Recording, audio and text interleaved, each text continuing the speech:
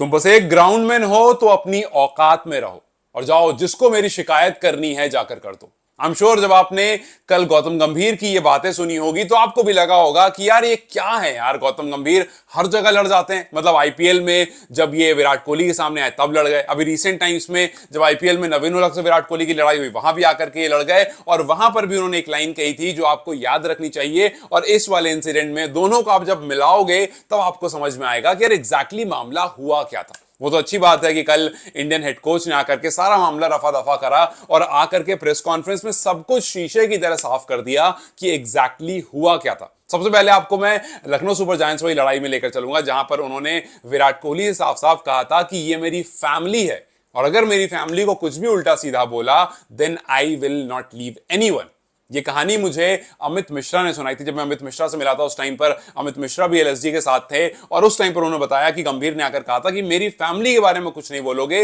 ये जो टीम है ये मेरी फैमिली है। और इसी तरह से कल जब पिच क्यूरेटर से उनका पूरा मामला हुआ तो उन्होंने भी उनको यही कहा कि तुम मेरे टीम मेंबर के साथ कुछ भी उल्टा सीधा नहीं बोलोगे, ये मेरी टीम है। देखो भाई, जो एंडरसन तेंदुलकर ट्रॉफी है, जो इसका लास्ट मैच है, ये एपिक होने वाला है। वी ऑल नो दैट, क्योंकि अब तक जो मामले धीरे धीरे सामने आ रहे थे इस गंभीर वाले मुद्दे के बाद ये बहुत बड़ा हो गया है। लेकिन मेरा सिर्फ एक सवाल है कि नाम इस ट्रॉफी का रखा गया एंडरसन तेंदुलकर ट्रॉफी। तेंदुलकर मतलब वो इंसान जो सबसे ज्यादा विवादों से दूर रहता था, वो इंसान जिसका कंट्रोवर्सी से कुछ खास लेना देना होता नहीं था, उसके नाम पर ट्रॉफी रखी गई। और शुभमन गिल ने जाकर के जैक क्रोली से कह दिया कि ग्रो सम बॉल्स। फिर उसके बाद बेन स्टोक ने जाकर कहा मुझसे हाथ मिलाओ, मैच ड्रॉ करो। वो मामला बड़ा हुआ। लेकिन जब गौतम गंभीर आकर के पिच क्यूरेटर से लड़ जाते हैं तो वहां पर मामला जो है वो एकदम आसमान पर पहुंच जाता है और फिर सब कहते हैं कि भाई अब तो बस मैच स्टार्ट होने की देर। लेकिन चलो आपको पहले सीधा मुद्दे पर लेकर चलते हैं कि एग्जैक्टली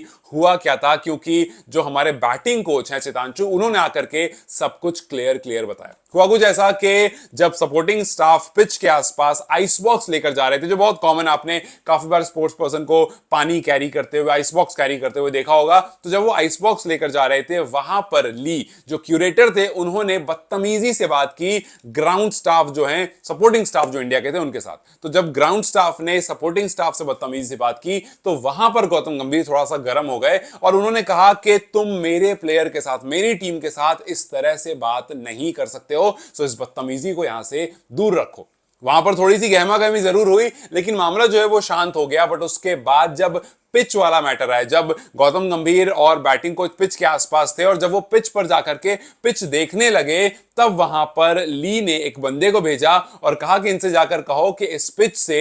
2.5 मीटर दूर रहें। अब यहां पर जो मामला है वो सारा गड़बड़ हो गया, क्योंकि देखिए ये बहुत नॉर्मल सी बात है यार कि कोई भी कोच, कोई भी कप्तान सीरीज से पहले या मैच से पहले पिच की एनालिसिस करता है, पिच को जाकर देखता है, क्योंकि उसको उसी पिच पर खेलना है और उसी पिच के बेसिस से वो अपनी प्लेइंग 11 पिक करता है। देखिए बहुत सिंपल सी बात है, अगर ग्रास वाली पिच है तो आपको पता है कि भाई किन बॉलर्स को खिलाना है, किन पेसर्स को खिलाना है। अगर पिच पर ज्यादा ग्रास है तो उस हिसाब से आप प्लेयर पिक करते हो, अगर बिल्कुल कम ग्रास है तो उस हिसाब से आप स्पिनर्स का सोचते हो कि यार अगर थोड़ा भी इस पर दूसरे या तीसरे दिन क्रैक आता है तो कितना क्रैक आ सकता है, ये पिच कितनी हार्ड हो सकती है। सिचुएशन के हिसाब से आप अपनी प्लेइंग 11 चूज करते हो। खास करके बॉलर्स की अगर बात करो तो वो पूरी तरह से पिच के बेसिस पे पिक होता है और ऑब्वियसली बैटर भी आप ये देखकर पिक करते हो कि भाई कौन ग्रासी विकेट पर अच्छी बैटिंग कर पाएगा। सो पिच बहुत इंपॉर्टेंट होती है एक कोच के लिए, एक कप्तान के लिए, और वही उस टाइम पर गौतम गंभीर भी कर रहे थे। लेकिन वहां पर जब वो ली ने एक बंदे को भेजा कि जाकर उनसे कहो कि वो 2.5 मीटर दूर रहें, तब ये मामला जो है वो और ज्यादा गर्म हो गया। और स्टोरी में आगे बढ़ने से पहले आपको ये बता दूं कि ये वही ली हैं जिनकी फोटो वायरल हो रही है मैककलम के साथ इसी ओवल पिच पर खड़े होकर के। और सोचो गौतम गंभीर से वो कह रहे हैं कि पिच से, उस स्क्वायर से, स्क्वायर उस पिच को कहते हैं, सो उस स्क्वायर से 2.5 मीटर दूर रहिए। और इस पिक्चर में अगर आप देखेंगे तो आपको ली और मैककलम उसी पिच पर खड़े हुए दिखेंगे। तो ये बात बहुत ऑब्वियस है कि इस टाइम पर इंग्लैंड का जो खेमा है, चाहे आप क्यूरेटर की बात करें या फिर आप प्लेयर्स की बात करें, ये थोड़ा सा गरमाए हुए जरूर है। तो इंग्लैंड फिलहाल इस मैच को चाहे तो जीत सकता है और या तो इस सीरीज को ड्रॉ कर सकता है, और सब कुछ इस पर्टिकुलर मैच पर ही टिका हुआ है। सो यस, वो अंदर से कहीं ना कहीं भड़ास जरूर दिख रही थी, लेकिन हद तब हो गई जब पिच क्यूरेटर ने यह कह दिया कि आप लोग पिच के बीच में जाकर के घास डालने की कोशिश कर रहे हो। जी हाँ, हमारे बैटिंग कोच ने बताया प्रेस कॉन्फ्रेंस में कि उन्होंने कहा हमसे कि यार आप लोग ना घास सेंटर विकेट पर डालने की कोशिश करो। उन्होंने कहा कि मुझे इस बात का मतलब बिल्कुल भी समझ में नहीं आया,